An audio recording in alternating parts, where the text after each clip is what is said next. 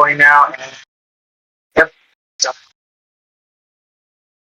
alrighty then. So, I also just and actually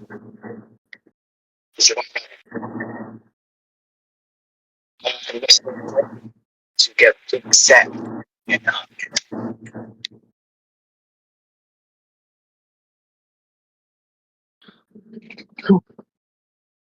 Goldberg is a really hard song. I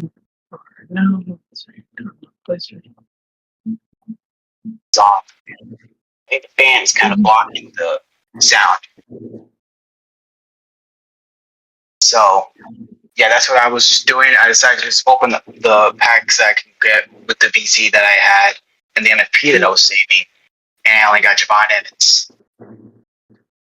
Yeah, as soon as that live event went away, too. So for the Kelly Amethyst. Yeah, I had every live event card except for Drew McIntyre Sapphire, which I didn't really bother getting because that was not the persona. I got the persona, but the regular Drew I didn't get. And I didn't get 17 for Kerry yet. I didn't get 17 yet because I want to use Cody Rhodes for it, but I just can't pull Goldberg. It's like he never pulls out. I barely can pull an Amethyst from a pack. Well, this Friday's pack is going to be a little bit harder because it's going to be probably 220 boxes guaranteed to get every card. Probably, yeah, but I did grind the island, and yesterday I grinded 10K exactly per hour, so it does prove the point that I can get 10K an hour. So I would basically have to grind 5 hours tomorrow to Thursday to give me a 10 box. But if I might have to delay my pack opening, not on Friday. I'll probably might not do it on Friday because I got to do some grinding because I do want to get that Cody. So I'll probably do some grinding from there. So, yeah, I already got the thumbnail ready to go. Shout out to ChatGPT because I was able to use that, and that AI app helped me make some great thumbnails. You probably saw some thumbnails that I used on my recent videos. I've been getting mine is pretty much Time Traveler's been making them for me, so he's using them for his videos too. So on top of that. Okay. Yeah, AI come in handy when it comes to this kind of stuff. I remember back in like 2K25 days, I used to make thumbnails in CapCut, and the quality wasn't really the best because like there were certain times where it was like the form of it didn't work well. So AI can come in handy with that now. And I think Diamond Collection set should be this Friday. I have weird feeling. Probably so, because I just got Diamond Soul Ruka and I have Diamond Roman Reigns. Yeah, so. Also, does Diamond Roman Reigns kind of mess up the chemistry of your team? Yeah. Because, like, I have on my lineup, I used to have the best team, like, best set of cards, and the chemistry is, like, bad. Like, it's at, like, the negatives. It's not even, like, even. It's, like, -1 to -2. Like, it's bad. Damn. But the thing is that I found the best chemistry like team. The cards you need to have is Amethyst Penta from Extreme, Ruby Kevin Owens from the Exchanger Zone, Ruby Blake Monroe from the Token Market, and Ruby Ruby from Mania Volume 1. Those 4 cards have a chemistry at 7. 7. I've seen people had that. Like. And the thing is that they're not even bad cards at all. Like I've used all 4 of those cards, and they're really good cards, especially Kevin Owens and Penta. Like surprisingly, Big Monroe is a pretty good card that you can get from the token market, despite how expensive that card is to get. We still have not gotten the Amethyst token market at all. They should be opening soon. Like by the time Diamond comes in, it's gonna be open probably. Probably, yeah. Same thing goes with Faction Wars. It's been dead.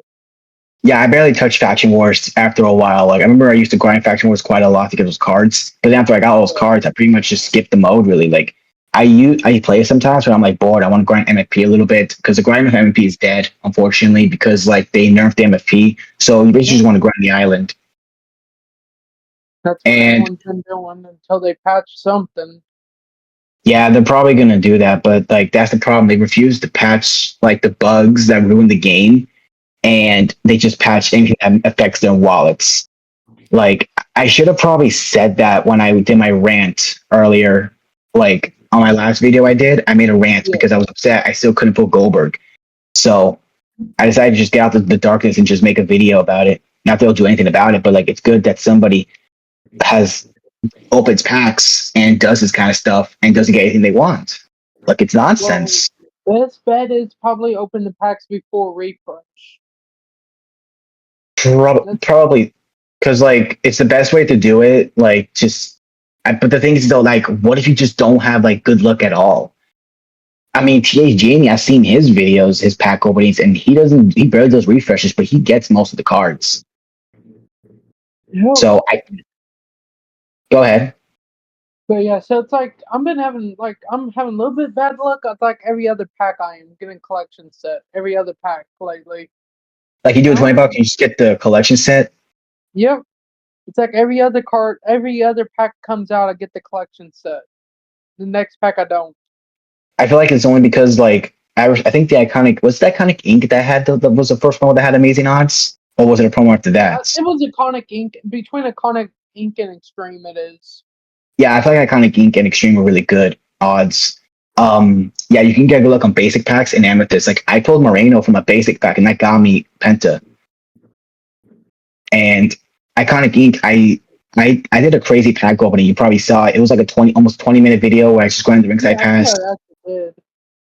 I did a $20 with MFP on Iconic Ink because I didn't save till next week because I wanted that Rhea Ripley, and I got Rhea Ripley by getting Batista and Randy Orton from those packs. It's by me getting tons of duplicates. And I seen somebody on the Discord had like 14 million MFP. And I bet you it was probably those Iconic Ink pack odds. Like he probably did like a lot of 20 boxes at a lot of MFP. That's probably why that's probably why they decreased the dupe value. Because people was flipping them. I know one YouTuber who was flipping them. Yeah, but like most of his MFP back on the 10 box.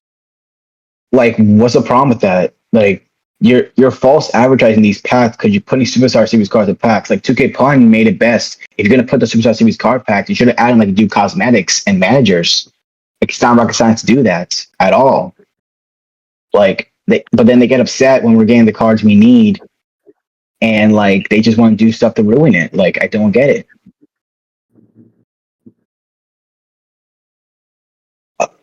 So, but yeah, let's just get that out the way. I just want to talk about that for a little bit, talk about the packs, but I also want to talk about one thing that they can do to improve universe mode, to do an online universe, I would say, because when you think about it though, universe mode offline kind of feels boring when you play by yourself. I would say.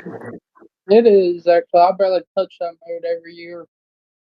I like just get a few trophies out of the way and then stop. Yeah, because like the games are just not the same anymore. They're like the same thing from 22. Like there's nothing different. Sure, they add new features, but like there's no new like game engine, no new like new stuff. And the new stuff we get has to do with microtransactions. Like I remember back in the SVR days, I grew up around the 2K days, unfortunately. Well, I grew up around the SVR games, but I wasn't like a gamer until the 2K games. The first game I ever played was 2K17, so I'm not old enough to appreciate the back in the day games like SVR 05, which was the first SVR game, to SVR 2011. Every new game had like a new engine or like a new gameplay thing. Like you were getting the different game easily. Like SVR 20. Go ahead. Sorry, I didn't mean to talk.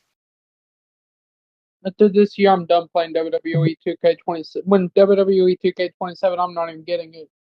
I'm not getting it either. 26 is my final game with this company. I'll be playing GTA 6 as soon as it drops in November. Yeah, November something. But yeah, I'm not buying a game from them again. This was my last game I'm gonna buy with them. I'm still gonna do content for it after like the game life cycle comes out is like gone. But like I'm not buying a new game because it's gonna be the same bull crap that we're getting right now in 26. Remember, like when the game first launched, there was so much backlash, especially on like the My Faction stuff. Like, good gosh.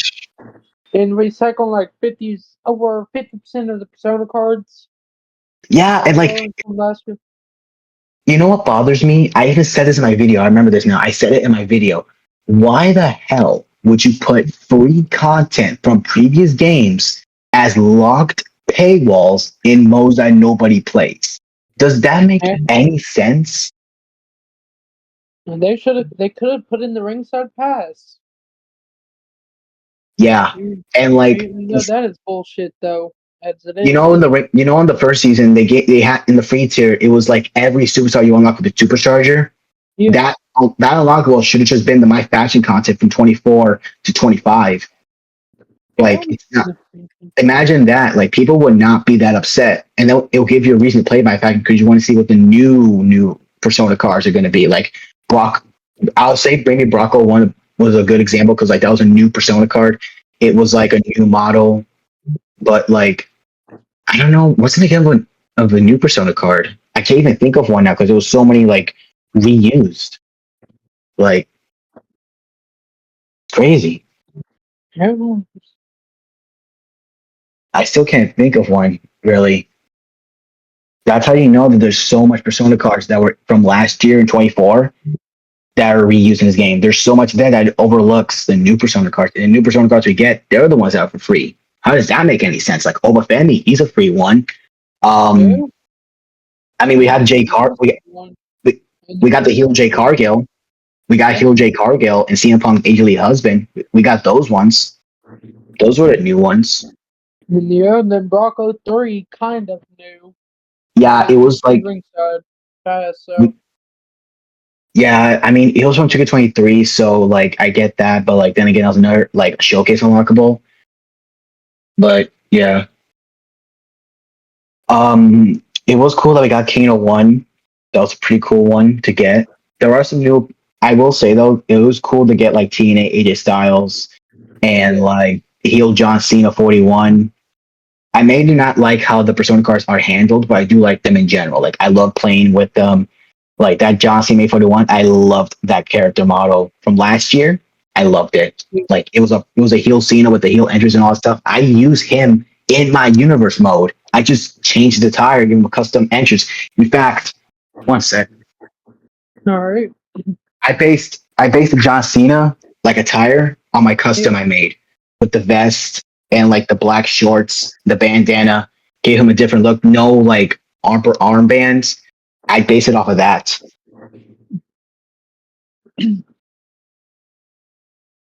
So, yeah, it is nice to get to update the Persona cards. In 25, also started that. 24, you couldn't edit at all, so you couldn't get The Rock in his wrestling gear with the new tattoo. We ain't gonna talk about that.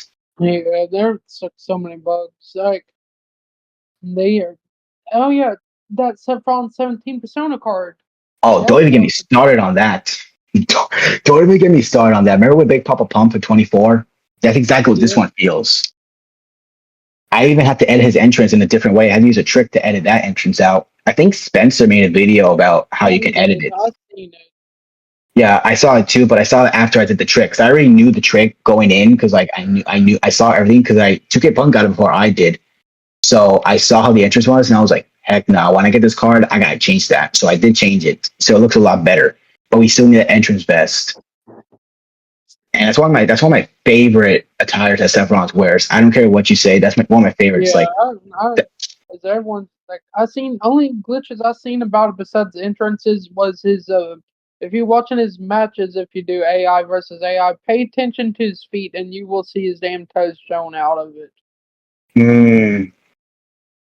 I haven't used him yet because I'm using a custom shield Sephiroth that I made using his original model. So I might not pay attention to that fully, but I'll definitely keep that in mind until they patch it. But it's gonna take a while because they have not like done like a quick fix or anything like that. So, I feel like for me at least, the Cleansay World cards are kind of hard for me to pull, honestly, because I remember with Bianca, I could not pull El Grande, and then I pulled El Grande from a free basic pack that I grinded for from the live event. And I still can't pull Goldberg. I still can't pull him. That's gonna take a while for that, but I'm still grinding. Hopefully, I can get him sooner rather than later. If I have to wait a while, I'll wait till the card market updates to get Goldberg like that. If that's the case, Yeah, that's what I'm because going to have to do. I have to buy Bray Wyatt because I was having a hard time pulling him.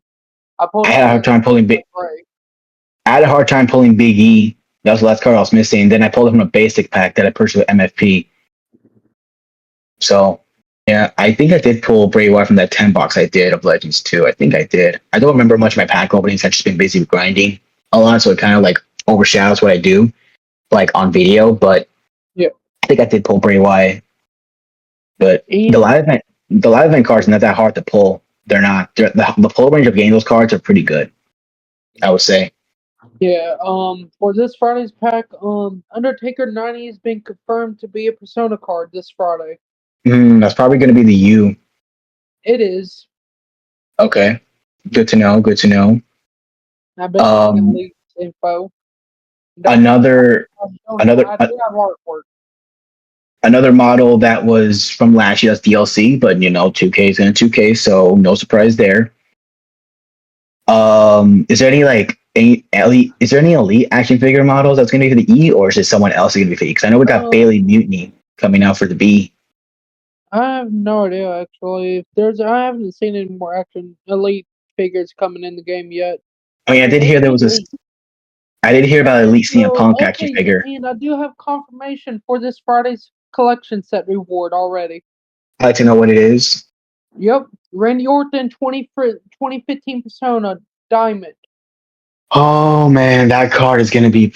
I don't know if it's gonna be hard to pull because it'll probably do like 3 to 4 to 5 cards. But man, Randy Orton 15. Is there any card that's needed for a live event that we're gonna need to face that Randy Orton? Right now, nothing just yet.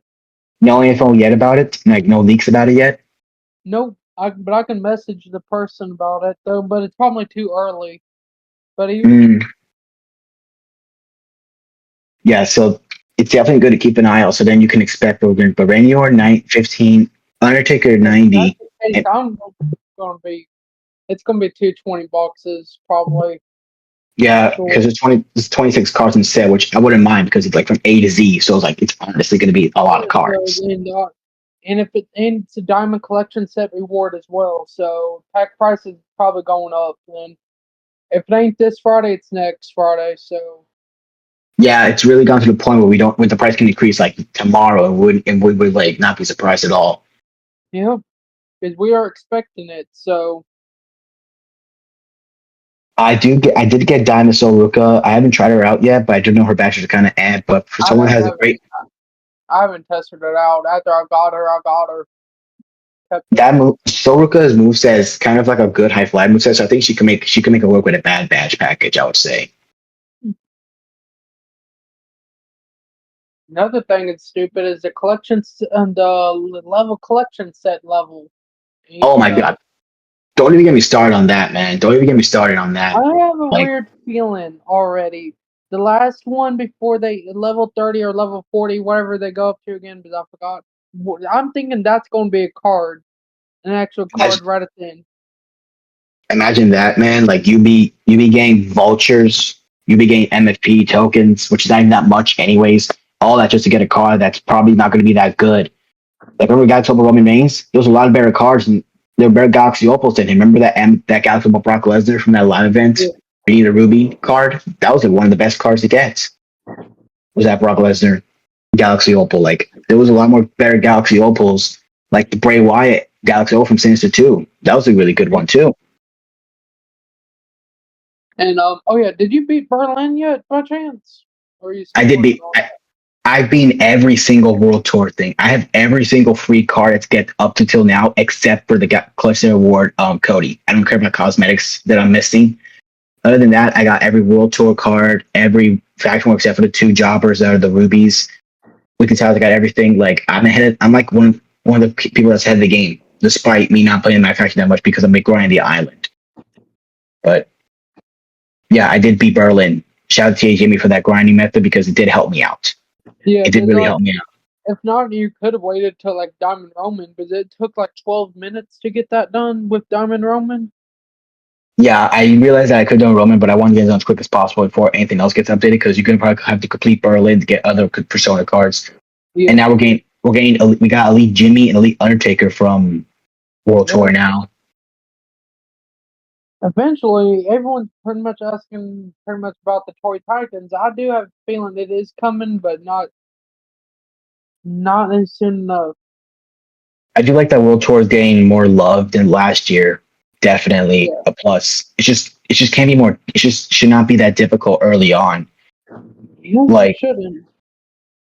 I remember the handicap match between D'Angelo and Lorenzo. I think I used The Rock from the DLC.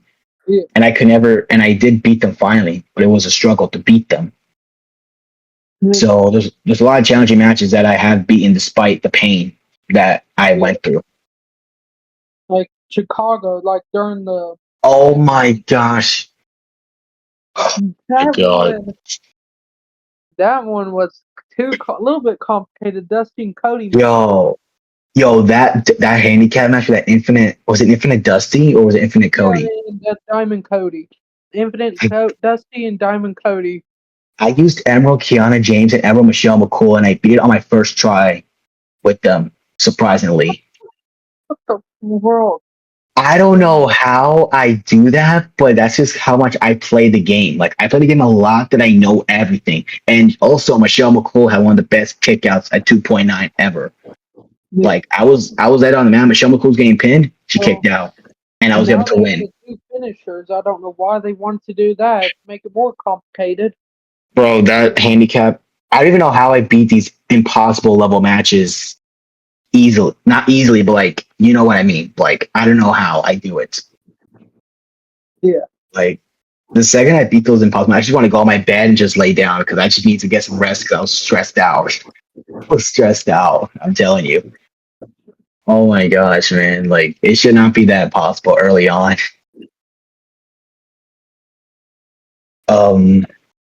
So yeah, besides that, like, yeah, online universe should definitely be a thing because then it can give more competition to it, and like it can give like a rating system to where the people that have like a brand, like if you did SmackDown and did Raw, and I saw how good your ratings were, I would have to go back to the drawing board and figure out how I want to book my storylines. Like, online universe is definitely a thing, and we also definitely need Creator Story because Creator Story is one of the best features that was in the game that should not have been removed, but. If it ain't Creator Story, bring back at least Road to WrestleMania mode. Yeah, my rise this year was just, I wasn't a fan of it, really. I really wasn't. I enjoyed it better last year, I did. Oh, last year's my rise was probably my favorite my rise from 22 to 26. That was probably my favorite one. I don't know. There's something about like the both cause colliding with each other, leading to a betrayal, and it leading to a match between you two cause. Like, I don't know. I just loved that my rise. I even replayed it multiple times for all the unlockables, and I got every unlockable because I replayed it multiple times. That's the beauty of that mode in 25. I loved it, and it was like with CM Punk, like he was a really good, like one of the best antagonists in the game. Like, I didn't like expect it to betray me when I first played it. I didn't even expect my second call to betray me when I first played it. I didn't, but it happened. Like, the whole immunity storyline was awesome. It was kind of like the invasion angle, kind of, where like NXT invaded Raw and SmackDown. Like, that was a better invasion story than the real life invasion angle in 2001. But I'm also thinking there's going to be a gauntlet match for this Friday's PAX as well, for Saturday's live event. Mm-hmm. They're really doing the gauntlet. Yeah, they've been doing the gauntlet matches now. Do you know like what the reward is going to be? Because I did hear, I think I did see a leak about live event cards, but I think those were for the Art of War packs, like the Amethyst Shaman, the Obafemi. A few of them. I seen like a Diamond Joe Hendry at I seen Alexa Bliss Diamond, Bronson Reed Diamond, Javon Evans Diamond. That Javon Evans better have a good badge because he has a damn good move set. But the Charlotte Flair Diamond is supposed to be for ranked play, season 3 Diamond reward for ranked play. I don't have online, so it might not benefit me. But if you're an online player, that's definitely a good one. But I hope Javon Evans has a good badge pack. He has a great move set. Yeah, he Love playing, does. Oh love yeah, playing with Javon Evans. that Natalia persona card is The Sapphire. is the Money in the Bank 2017. Yeah, it's from the showcase. Same with the Becky Lynch Yeah. 17. That showcase, that match in general, that 6-woman ladder match was. It was a five. It was a 5-woman ladder match. It was a 5-woman ladder match. I thought it was 6. Wait, it's been a minute since I've done it. So Yeah, I know. A lot of us forget. Like I know 2K Pun has played a lot of games that he probably forgot about, like some of the rewards and some of like the requirements. So yeah, I'm not surprised about that. But yeah, that ladder match was kind of stressful, especially the time objectives. Those time objectives, thank God. I don't think get rid of the time objective. Why do you want to have it in the game? it's like the showcase is better than 22 to 24. No slingshot tech, actual rendering cutscenes, less objectives. Just the time objectives are annoying. Like I feel like just remove showcase mode. Really, just remove it. Really, just give us create a story. Like a lot of us don't like showcase mode.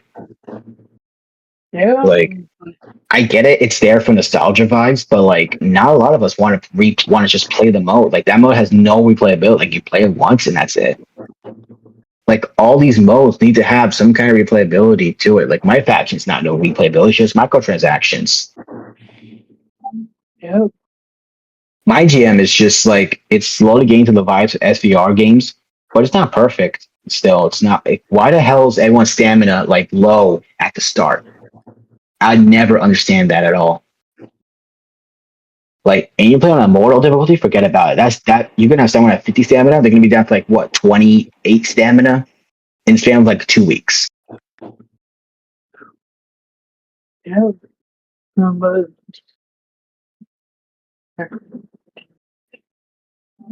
So yeah. So we have Night Champions coming up Saturday.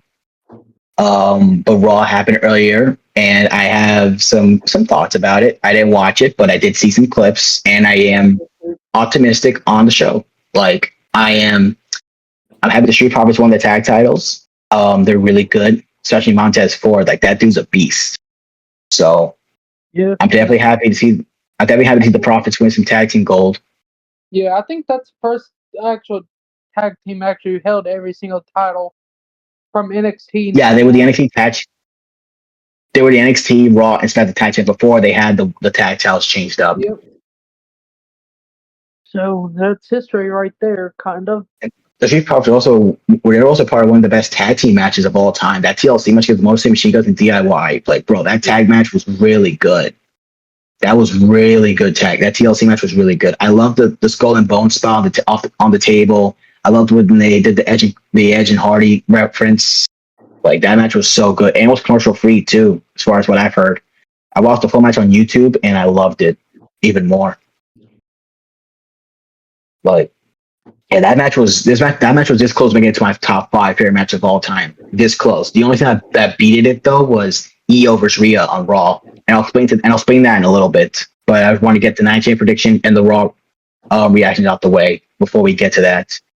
Yeah. But yeah, so Lyra did turn on Bayley. I did not expect to see that, but I mean, I just didn't feel comfortable with Bayley and Lyra being a tag team. Like I don't know, I loved when Lyra was team with Tana Paxley. They had better chemistry and a better story together.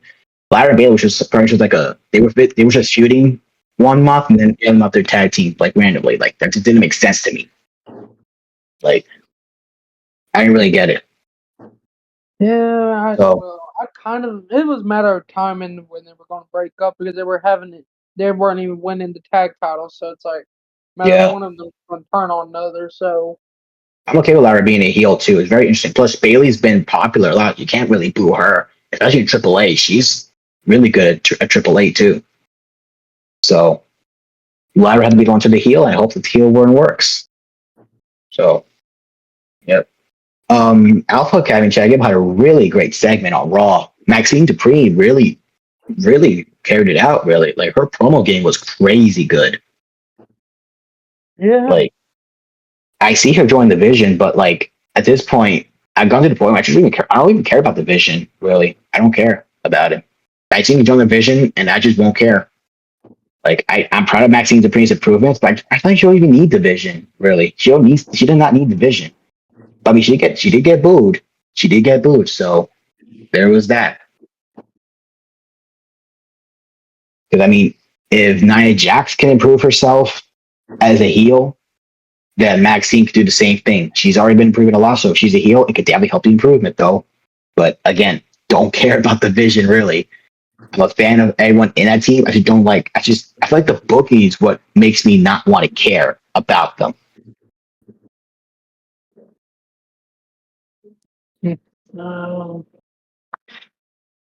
And Joe Hendry came back. I'm thinking he's come back and actually think should be Joe Hendry and Seth Rollins teaming up, taking down the Division. I'm thinking leading up to a tag team match. I don't want Division Seth the feud anymore, man. I'm kind of burnt out about that. Like I hope this cage has the end. That feud has been like going on since October at the Crown Jewel. Yeah. Like I'm so bored of that feud now. I hope that feud ends at Night Champions, man. I don't want Seth going to SummerSlam with Division. I don't want to see that, man. I don't.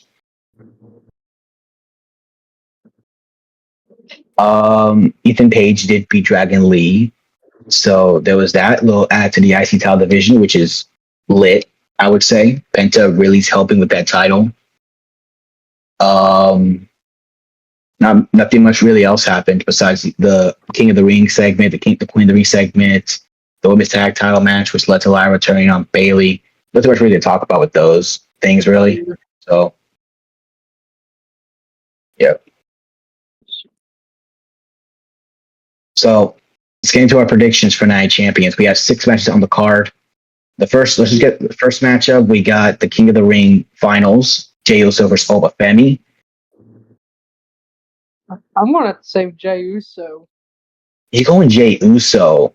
Because I'm thinking because of the fact either Brock is showing up or the Bloodline's actually going to help Jey win. See, that's the problem with me, because like I love Jey Uso, don't get me wrong, but I just feel like he's over pushed a lot. He's kind of getting the Charlotte Flair treatment from like 2021. So I don't want Jey to win. I really want Oba Femi to win, because when you think of the story that they could tell with him and Roman, they can do like Jey lost to Oba, and Roman has to deal with Oba now, and Oba just showed that he could beat anyone in his family. I can see that.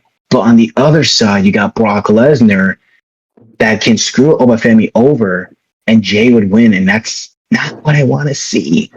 Like I maybe like have Oba beat Roman on night 1, and then have Brock return and face Oba on night 2, and that's when Brock retires. Because at this point, they're not going to do Brock. We're not going to get Brock and Gunther. We're not going to get that. So like maybe do Oba versus Brock on night 1, and then Oba versus Roman on night 1, and Oba and Brock on night 2. Then that way no one can overlook Brock retiring. So yeah, I'm going Oba. I'm still going with Oba despite the flaws that's going with it. Yeah. So we also have the Queen of the Ring finals, which is Io versus Liv Morgan. Now this one, I have a lot to talk about with this one before we get to the predictions. I don't want Liv in the finals. I did not want Liv to go to the finals. Roxanne Perez should have been. One of my friends, it's going to happen, and sure enough, it did happen. Roxanne Perez should have been the one in the finals because she had a better story going into it. Like she could have been the one. Like it could have been her versus Liv in the semifinals, and Liv could have just told Roxanne like, "Hey, just let me win." And then Roxanne just refuses, and then she beats Liv in upset. And then Roxanne goes and beat Io, and then we get we get Roxanne versus Liv in the at SummerSlam. That's when Roxanne wins the title. But no, now we got Io versus Liv, and I'm going Io on this one. I'm going Io, I would say. Yeah, I'm going to want to say Io, but I'm thinking they're probably going to lead up to pretty much putting Liv to win, though. Same time, I'm thinking. I mean, Roxanne could betray Liv. We still could get the SummerSlam match between those two. Yeah. Just Liv could probably get betrayed by Roxanne, and then either Liv or Raquel, one of them is going to turn on Liv. So I'm going to probably say Io, but who would Io choose at SummerSlam though? I'd like to see Rhea versus Io again because those two can have a lot of good chemistry, and Io can just like let Liv deal with Roxanne, and then she can go fight her best friend Rhea Ripley. I wouldn't mind seeing those two fight. I enjoy them fighting a lot. I watched the Raj on Raw last year. That was a really good TV match. So Yeah, I wouldn't mind. I wouldn't mind it. History has been made. The women's U.S. title is finally defended on a PLE with Tiffany Stratton defending against Jade Cargill. And honestly, it's Tiffy time. I'm going Tiffany Stratton on this one. Not because when Jade Cargill and Tiffany Stratton did face off, Jade Cargill picked up the win though. It took that women's world championship off of Tiffany Stratton. Yeah, but I know Jade on that one. I'm gonna go Tiffany Stratton. Green gets involved. I'm gonna say Tiffany because I just feel like I don't see Jade Cargill being a women's U.S. champion like right now. I think Tiffany just won the belt like a few weeks ago. She beat Julia for it, and I just feel like this should not be like. Don't get me wrong. I'm not a big fan of every championship having a longer reign. I feel like this reign's a little too short to end now. So I think Tiffany should hold it on a little bit longer and then drop it out to somebody else. So maybe like Chelsea Green. Because I like the story with Chelsea and Tiffany. So maybe Chelsea can help Chelsea can help Jade lose and then beat Tiffany. Maybe something like that. But I'm going with Tiffany Stratton on this one, I would say. So, yeah. Chelsea Green is really good, I would say. Like, she really can help tell stories a lot. We got the steel cage match with Seth Rollins versus Braun Breaker. I'm going to go with Seth Rollins, mainly because Braun Breaker beat him at Backlash. So I could definitely see that. Yeah, Seth Rollins, but yeah, I'm pretty much going to Seth too, because I think it's pretty much almost time to end the division story off. Let him focus on the world title picture. I feel like if Braun Breaker loses, it helps benefits him because then he can play in the division and want to break away from them. So Braun can finally go on a solo run, maybe even with Paul Heyman. Maybe with that. Yeah. Yeah, I've seen a lot of people booking Braun Breaker with Paul Heyman, and Paul Heyman is he fits perfectly with Braun Breaker, I would say. I definitely see that. Can I see what else? I know there was six matches. There was 2 matches. There was the women's U.S. title. Oh, right. Trick Williams defends the U.S. Championship against Ricky Saints. I'm going to go with Trick Williams on this one. I think it's too soon for Ricky Saints to win the mid-card title. He hasn't been on main roster not that long. I'm going with Leonard Papastepas. I'm going with Trick Williams. I love Trick Williams, and I really am enjoying his main roster run. It's one of the best call-ups and runs I've ever seen of Trick Williams. Like, he's really over with the crowd, and he's really good on the mic. Like, his mic work is really good. Like, I can overlook the Lil Yachty stuff. Like, I think him and Trick fit perfectly with each other, I would say. I think it's kind of a hot take, but I'm gonna just say that Lil Yachty Trick work together. They made that crap work. But yeah, Ricky Saints did have really good chemistry with Carmelo Hayes. So I definitely see a point with that. It's a little too early for that, so I'm gonna go with Trick Williams on that one as well. But I know Ricky Saints is gonna give it his best because that man is really good. Like, a lot of these people that I'm seeing that might lose, they're still really good talent. Like, Braun Breaker's really good in the ring. Jade Cargill's improved a lot. And Liv Morgan's a great heel in the ring too. Like, a lot of people are. It's just I'm trying to space this off of future stories that you can tell after the PLE, if that makes sense. Yeah. Now, the main event, probably in my opinion, a match that I can't predict fully, is Cody Rhodes versus Gunther versus Sami Zayn for the undisputed WWE Championship. Okay, I know who's going to take the pin on this one though. Who might take the pin? It's going to be Sami. So Sami Zayn might take the pin. Who's going to pin him, though? Who's going to pin him? So this can go a few different ways. From my eyes, like, I can see Sami Zayn potentially winning this match. I can see that. But it's only going to be in a way of, like, maybe Cody gets screwed over by Randy Orton, or maybe by CM Punk, or something like that. That's the only way I see Sami Zayn win the match. Gunther, on the other hand, has a good chance of winning the match too, but now with no interference. Cody, on the other hand, has like Randy Orton. He has to go. He has to worry about CM Punk, potentially Jey Uso, because Oba is going to go up to Roman if he wins. Yeah. But Jey Uso, unless Jey does it, run it back and face Roman for that title, though. I don't see that though, because Jey has been solo to Roman. Like Jey's going to want to go after Cody, so Cody's doing with 3 people, and like it can go a few different ways.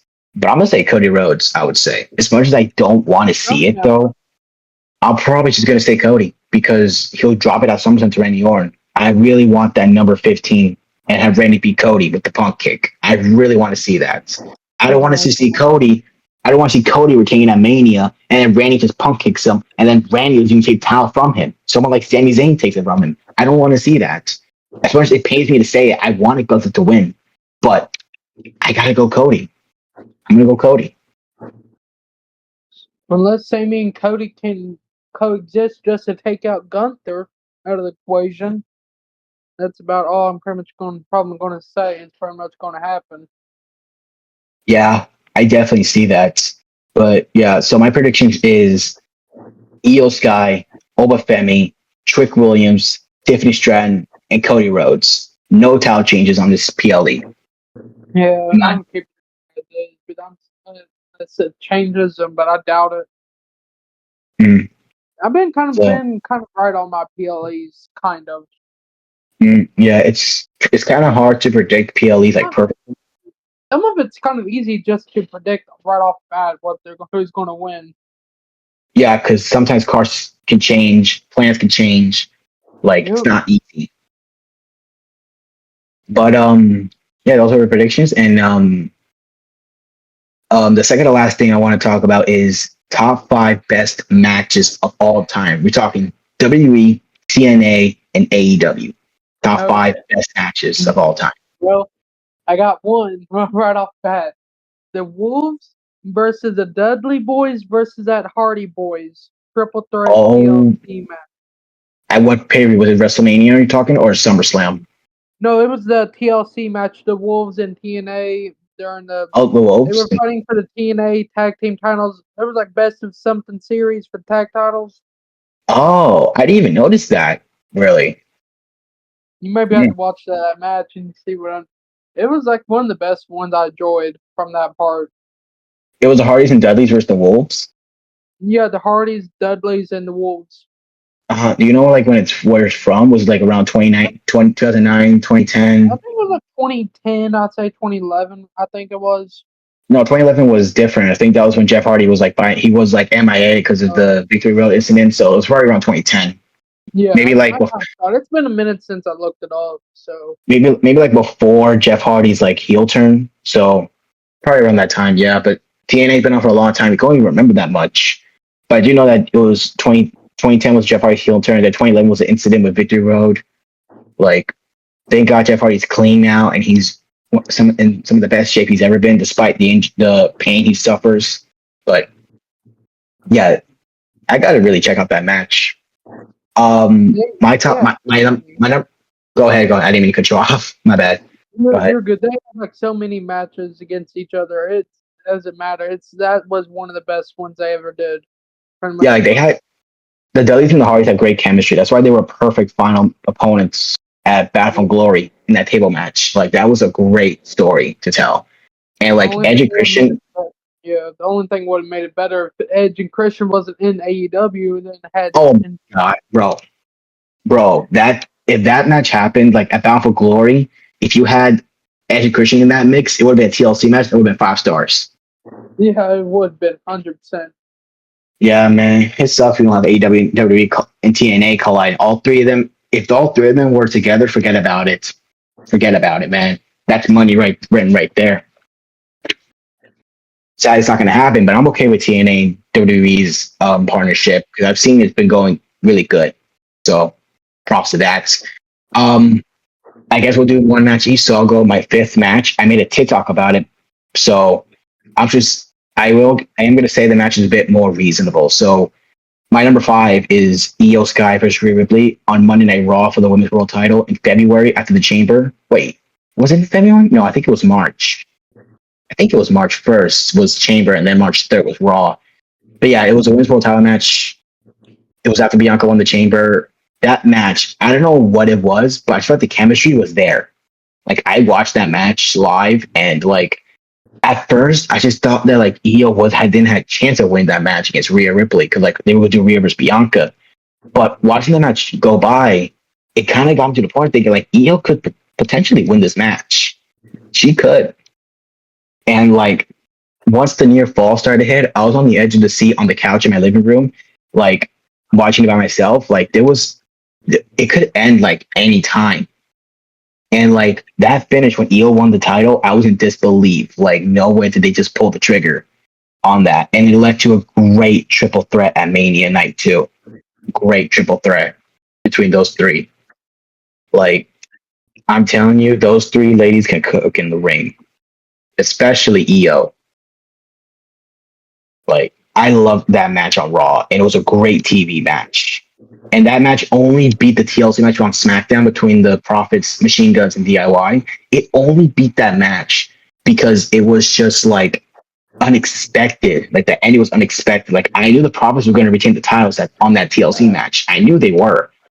Yeah. But it's just that match. Io win that match was really unexpected in a good way, and it led to a banger of a match at Mania Night 2, excuse me.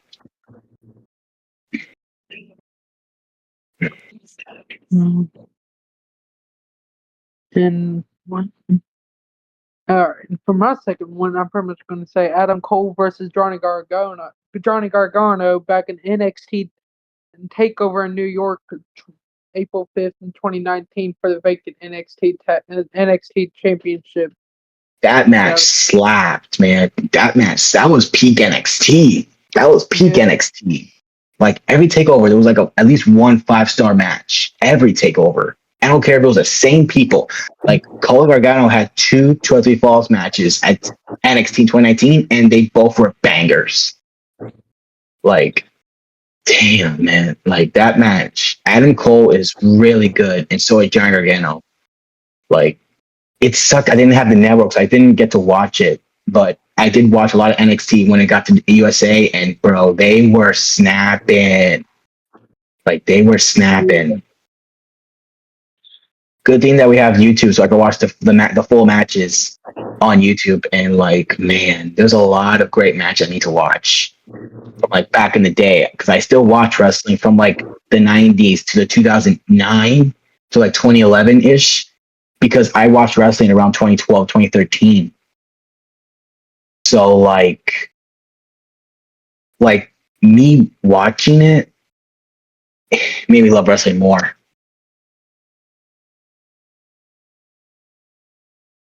And I believe we're experiencing some technical difficulties with Edge right now. So I had a call. Someone was trying to call me on my end. I was trying to decline the call. Okay. But yeah, I watched wrestling from the 90s to the 2011, and like it made me love wrestling even more. It made me did. And I watched a lot of great full matches, like a lot of bangers. My number one is a match from like the 2000s. I'll get to that in a little bit, but yeah, that's a really good one. Now, my fourth match was Roman Reigns versus Sami Zayn at Elimination Chamber 2023. The Bloodline storyline from 2020 to that point was TV level legendary. Like when they were on your television, you are not changing that channel. You are not changing that. And you are not moving away from any place in your room. You're going to be watching that all the way through. And when Sami Zayn got in the equation, forget about it. That was pure comedy gold. Like the War Games match of 2022 was my favorite match of 2022 for WWE. Mainly because like the story with Sami and Jay and Roman, like it was awesome. Like Kevin Owens adding into the story was just the sprinkles on it. Like, yep. Then you had Sami turning on Roman to a massive pop from the crowd. Massive. I remember watching the Rumble live. I remember this because that Saturday I was in the one of the worst states of my life. I was so sick. I was not feeling good whatsoever. And I watched the Rumble while I was laying down on my bed, just not trying to feel better. And this Rumble event in full made me feel a little bit better, especially the main event with Sammy Turner and Roman. It really helped me out a lot. Like, and then Sammy gained that ovation on the SmackDown before the Chamber. Like, Sammy was so over. Like, Gone was the comedy character, and In was locked in like NXT peak Sami Zayn. And that match in general was really good. There was even times where I thought Sammy was winning the match. There was so much times. Even though we all know Roman was going to retain, you can't lie and say that Sammy was not close to winning the title multiple times. Yeah, he was close. Like, it was awesome. Like, that match was really good. And it really added to the great event that was Elimination Chamber. So, yeah. What's your third one? I'm going to say the Kevin Owens versus Sami Zayn when back in NXT feud, after Kevin turned on Sami. So you're talking about the NXT rival match in 2015? Yep. That one I actually enjoyed it. It's like that one was like that one was a banger, like a little bit, like how they would, especially now, like trying to put up on main roster, like a few years later during the Sami and Kevin feud with the Win the Bloodline kind of storyline with it. Yeah. He kind of made it peaked with it, but Sami and Kevin did have great chemistry, especially before they came to WWE. Oh, forget about it. Their match at Ring. Oh, forget about it. Those two had bangers at Ring of Honor, and they had bangers on the main roster too, and NXT. Can't forget that, especially the ending too to that match. Yeah. Like, Sami did not want to quit, and it was only the referee that stepped in to stop the match. Like, Sami Zayn had that grit in him. Yeah. I know Daily Passengers is probably going to kill me for saying this about Sami, but I can't deny it, bro. Sami Zayn is like, he knows how to tell stories. I gotta say that, man. I know Deadly's gonna kill me, but I have to, man.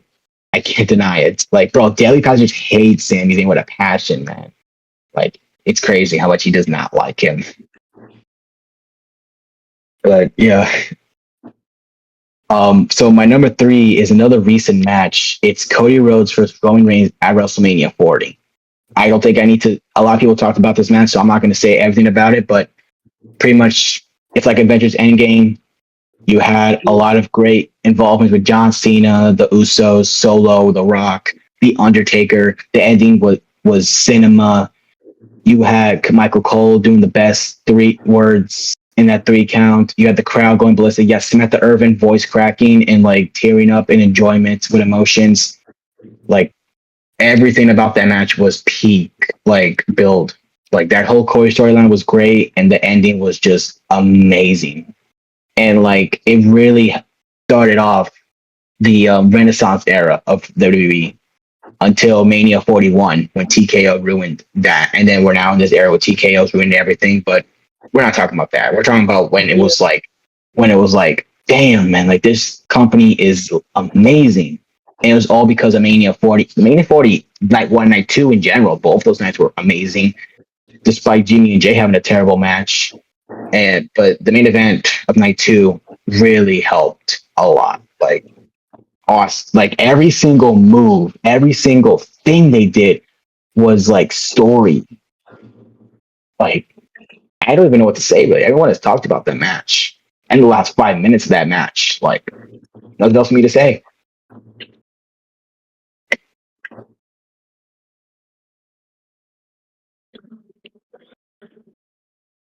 I'm gonna say, and next one on my list is pretty much The Rock versus Hollywood Hogan, WrestleMania 18.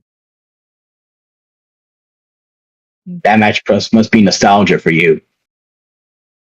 Even though I wasn't really, I was pretty much probably like 1 year old when that match happened, but I watched it like a few years ago. Is it Yeah, the crowd's reaction over that though? The standoff between Rock and Hogan was iconic. Yeah, it was Like, probably the most legendary matches.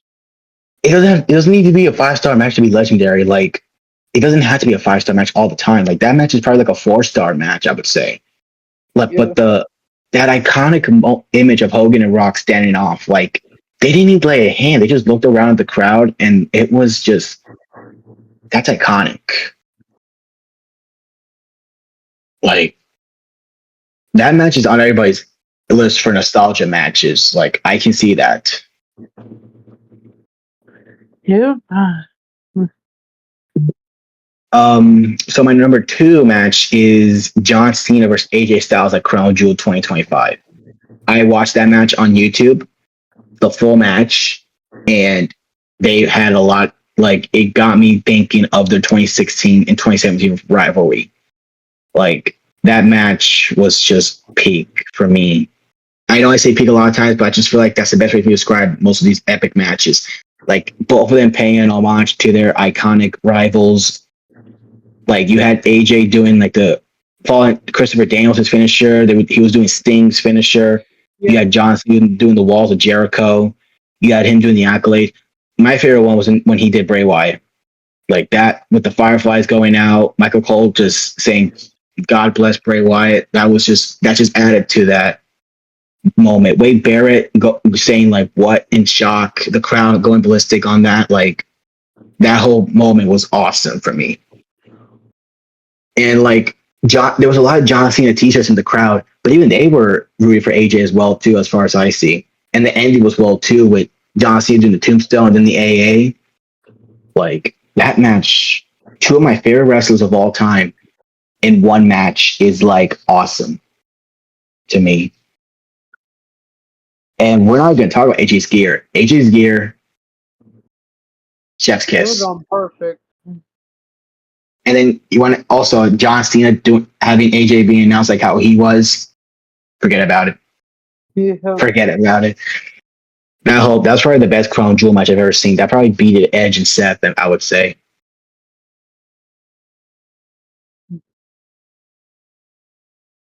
For my last one, it's between Javon Evans versus Oba Femi versus Trick William.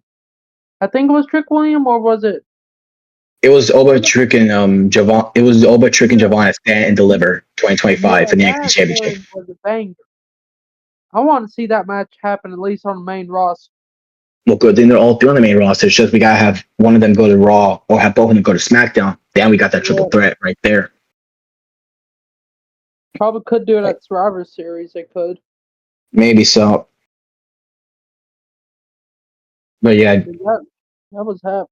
That was happy. I watched that live. Oh, I want to at least see it one more time, though. Those 3 are really good, and they're all 3. It's funny too, because like all 3 of them are on the main roster now. All 3 of them. I just tell you that because that's why that match is probably known, because they wanted to see what all 3 can do, especially Javon Evans and someone his age. Yep, just 21 years old doing all this. Too. Yeah, man. Him and Leon Slater from TNA. Like, Leon Slater's lit. His finisher, epic. It's like a combination of a 450 to a swanton. Yeah, I can do that move, but probably not as fluent as Leon. It'll probably take a practice for me to do that. Well, speaking of Leon Slater, pretty much they added his move in the Ringside Pass season 3. I see that, and I definitely like that they did that. That gave me wondering if they're going to probably add Leon Slater in the Ringside Pass as future before the season 6 ends. They're probably going to do that because, like, with Jeff Hardy and Matt Hardy, they showed that we're going to get Persona cards with them from 2000. So that's probably me thinking that we're probably going to get modern day version of the Hardys, which would be crazy. But then they added TNA AJ Styles, so anything is possible. Yeah, they could. I want at least Leon Slater, because if not, I want trust me. If Leon Slater's in the game, forget about it. If Leon Slater's in the game, forget about it. That's gonna be. He's gonna definitely he might make it to my universe mode. I don't know. Yeah. So at number 1 for my favorite wrestling match of all time, I'm gonna take a trip back to Unbreakable 2005, AJ Styles versus Chris Dance versus Samoa Joe.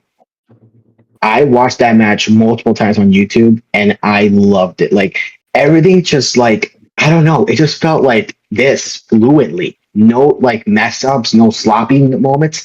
Everything just felt fluently done. Especially with Samoa Joe doing these crazy dives across the ring, AJ doing the shooting star press. The finish of the match was like unpredictable. Like everything in that match just felt awesome to me. And I loved it. Well, and it really deserves the 5 stars she got from Dave Meltzer, and it deserves its spot as the best TNA match of all time. And that was back in peak TNA in 2005.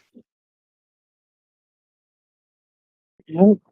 I haven't watched that match in a minute. I think I've seen like a few highlights of it before when they were doing it. When I was watching old TNA footage, I came across of. Mm-hmm. I probably need watching more TNA. I haven't caught up in like I've been watching a hit miss this whole year. I've just been watching NXT and the PLEs because I can't watch Raw because I don't have a Netflix thing, and I Yeah, can't watch SmackDown, TNA, or AEW because I don't have like a. I go the channels are on there, but you gotta pay a subscription. I'm not trying to pay a subscription like that, so I can only watch NXT. And I've been enjoying NXT though, no doubt. I did stay on my birthday stream. I did go to an NXT live event. I did make a yeah. video about that. It was a fun experience, and I can't wait to do more. I can't wait to go to more live events of NXT. Love it. And yeah, did you say what your number one match of all time was? Yeah, I did. I said it was Oba, Javon, and Trick Williams. Ah, okay, all right. So yeah, so to wrap up this first episode of our podcast, I just have one question. And who is on your professional wrestling in ring Mount Rushmore? Oh, that's one for me. That's one gonna be a tough one because I got that one's gonna take me probably a little bit to think on. But there's so many could be great ones. I could tell you this right now. One of them on my list, Ludwig Kaiser. Ludwig Kaiser, I don't know. He's so underrated, and he is someone that fits. He's like William Regal. He's like William Regal. He can, especially when him as El Grande Americano, forget about it. Yeah. Like, it adds to his in ring ability. And I want to give an honorable mention to the Match vs. Mass match from the I'm not gonna. It's like the AAA event. I forgot the name of it though, but it was that Match vs. Mass match. That match is definitely an honorable mention for my top five. But yeah, Ludwig Kaiser is my number one for me. I really don't know. This one's gonna be a tough one though for me. I probably got to think on it for a good minute. It's all good. I'll just probably say mine while I'm at it. So yeah, Ludwig Kaiser is my number one. My number two is um Gunther. I would say Gunther. I don't know. He just fits that like that mid 90s like wrestling. Like he's like a powerhouse and a technical wrestler in one. Like he's Gunther's that guy right there. Like it's like if you are in a ring with Gunther, he's gonna mess you up any way he can, either by chopping you, by taking you down, by powerlifting you. Like he can do anything. And now that I'm saying that, my number three, Javon Evans.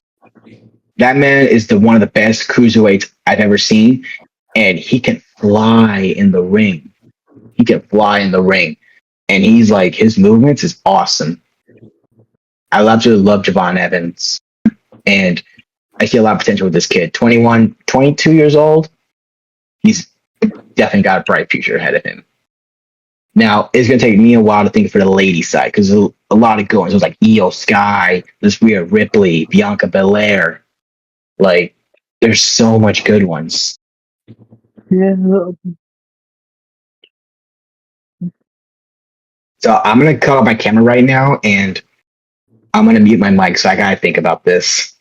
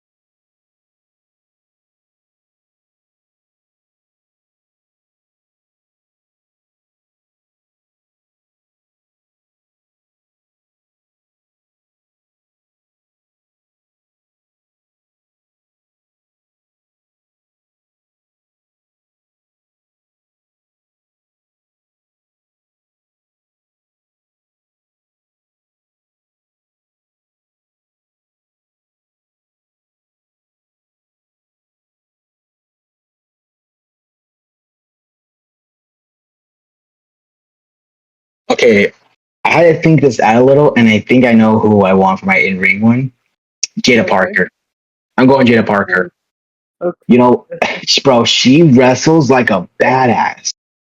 I literally like, I don't know, her match with Natty, for example, like she wrestled like a complete badass in that match. And like, she's like a badass in general. She could talk on the mic, she could work. Like, I don't know. I had to go Jada Parker. So, Ludwig Kaiser, Gunther, Javon Evans, Jada Parker. That's my Mount Rushmore for in-ring talent. Okay. Well, I kind of got like okay. So I got a few already. So AJ Styles. I didn't want to go I didn't want to go AJ Styles in this one because I didn't want to go with my Rushmore be like AJ, Punk, Cena, and Io because they were on my regular Mount Rushmore. So I wanted to like differentize it. But Yeah. AJ Lee or AJ Styles? AJ Styles. Oh, okay. Nothing against AJ Lee. AJ Lee's good in the ring too. I was just saying like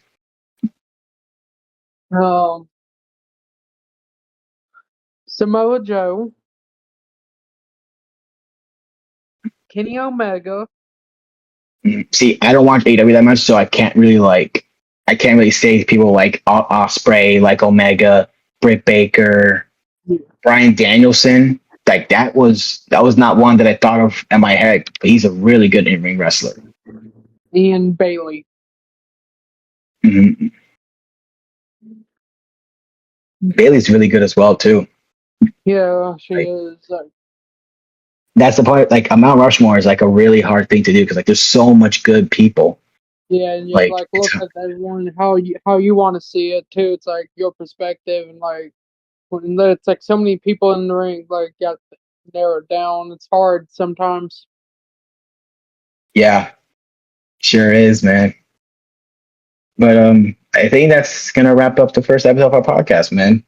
I'm glad to have you as my glad to have you as my co-host, and I'm glad to make more of these soon. I might do these every Monday, really. Yeah, that could work. Actually, it depends on what time and everything. It depends on what I'm doing because I'm mostly grinding VC, so it's like depends on how it goes. Yeah. So, yeah, I'm glad we were able to do it together, and I'm glad to make more of these soon. So, all right, peace out, bro. See you. All right, take it easy. You too.